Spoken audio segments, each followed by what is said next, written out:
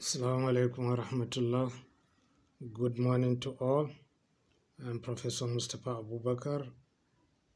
I will today, on Friday, the 29th of August 2025, discuss briefly on Islamic social finance. Well, to begin, let me state that Islamic social finance is viewed here as making available resources to vulnerable members of the society through arrangements that empower its recipients. The term Islamic social finance encompasses those models of finance anchored on Islamic ethics which aim to attainment of social benefits and assert solidarity, well-being, compassion, and empathy for others. Islamic social finance, unlike the Islamic commercial contracts, which banks and other formal financial institutions are known for,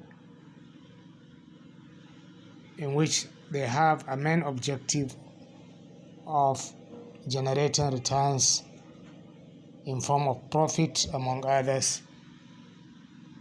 In the case of Islamic social finance, it is primarily a not-for-profit effort, but fundamentally a charitable and philanthropic gesture to the less privileged members of the society.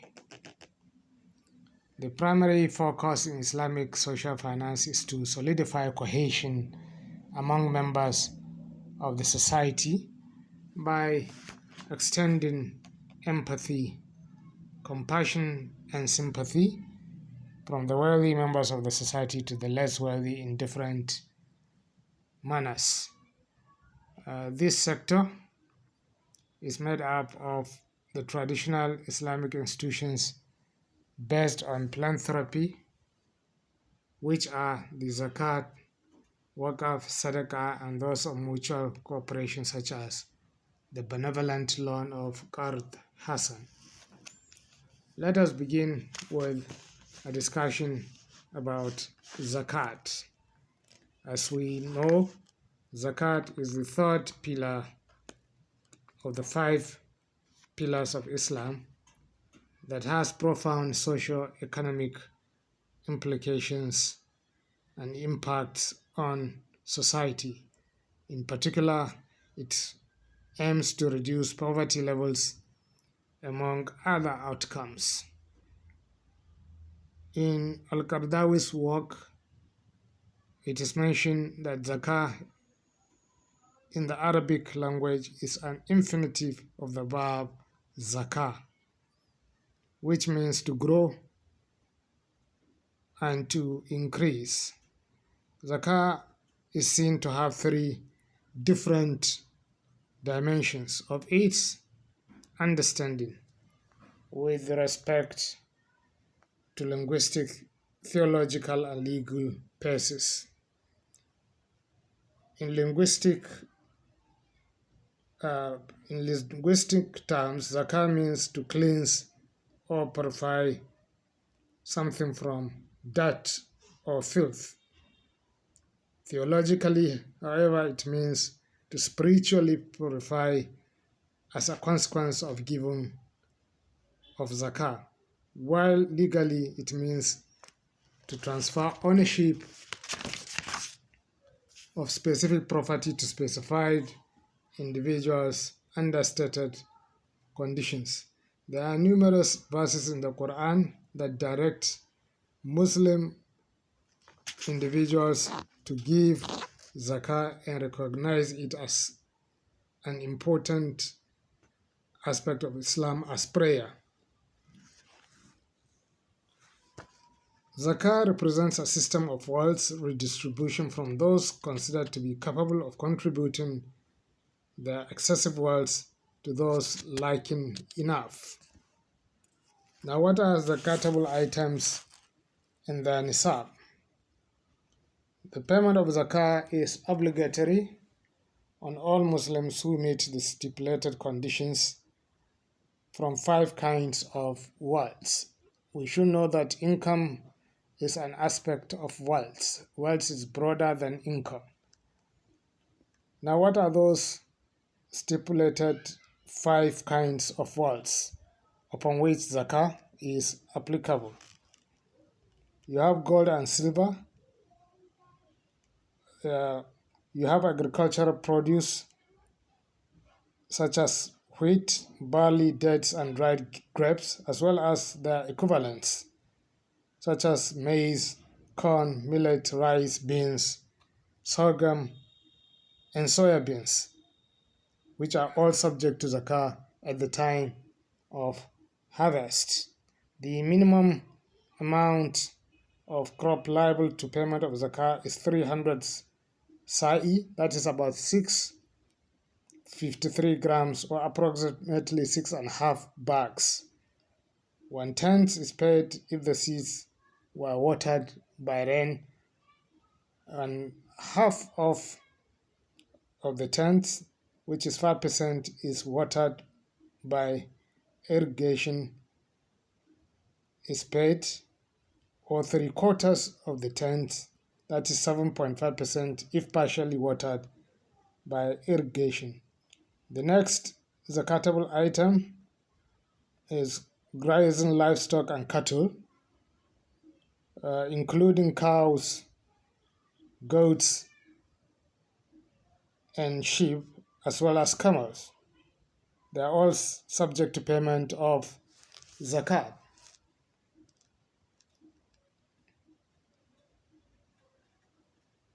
These conditions are the conditions that make zakat payable are the nisab, passage of a year holding by the owner, natural pasturing of the livestock, and that the zakatable livestock should not be the working type. Zakat on animals is dependent on the progression in numbers. Another form of wealth upon which zakat is applied are the trade goods or assets, including company shares purchased with the intention of trading in it.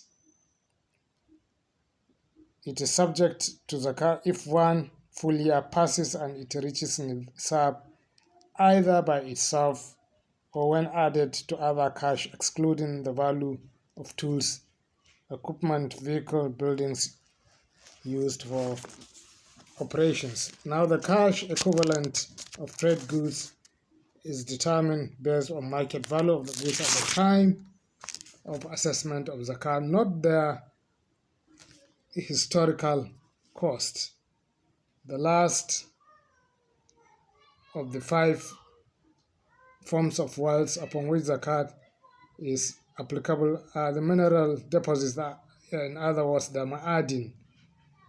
If it attains nisab level, either by itself or its value reaches the equivalent of the nisab of gold, silver, and currencies, it is subject to zakat, upon which 2.5% is to be paid based on lunar year, or 2.577% based on the solar year.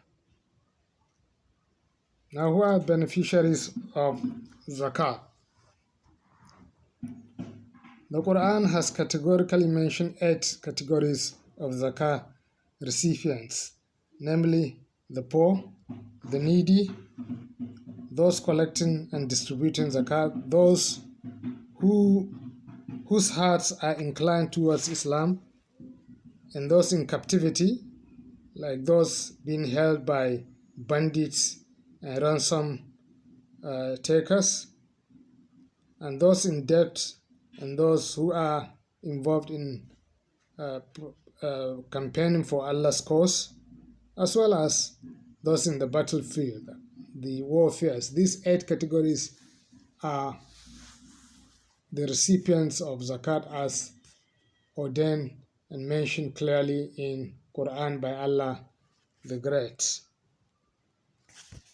There are further details about these eight recipients of zakah that we will explain in our future episodes. The next Islamic social finance tool is Waqf. Well, since the beginning of Islamic philanthropy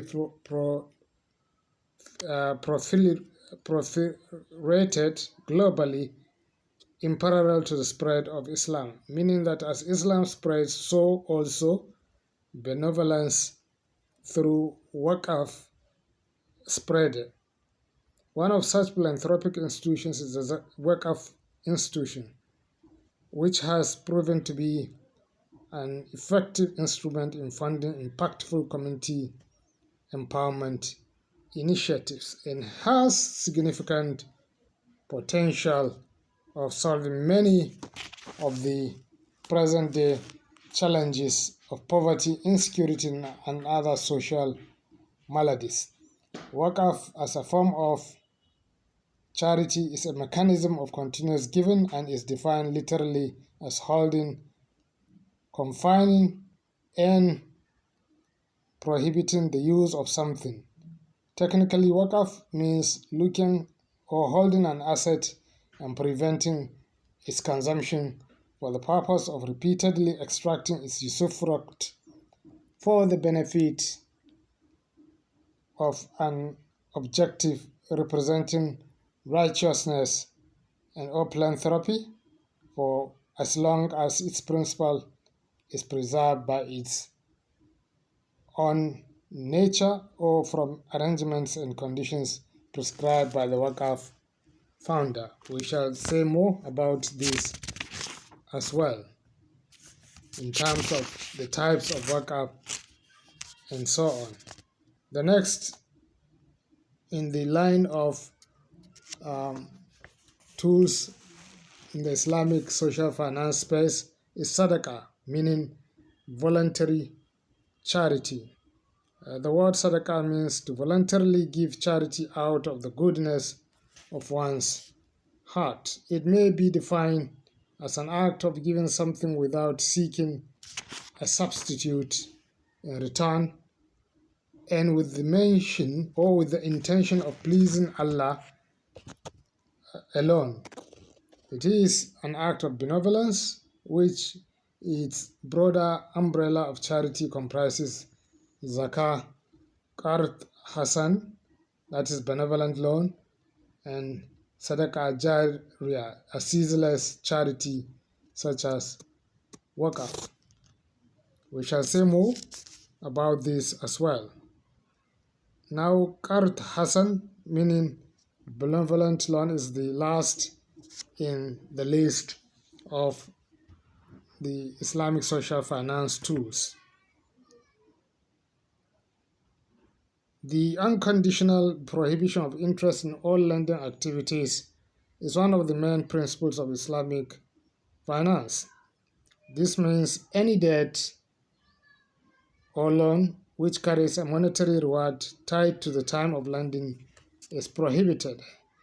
However, Islam recognizes and permits a loan from one party to another with a promise to pay back the principal, but without any addition to the principal being received at the end or at the time of repaying back. This generally implies a no-cost loan, often granted to consumers and businesses on a goodwill basis. We shall also discuss more on this in our next episode. I hope you will join me in subsequent episodes to learn more about Islamic social finance. Subscribe to this station, this channel, Professor Mustapha Abubakar Islamic Finance Awareness channel on YouTube. Thank you for listening and may Allah reward.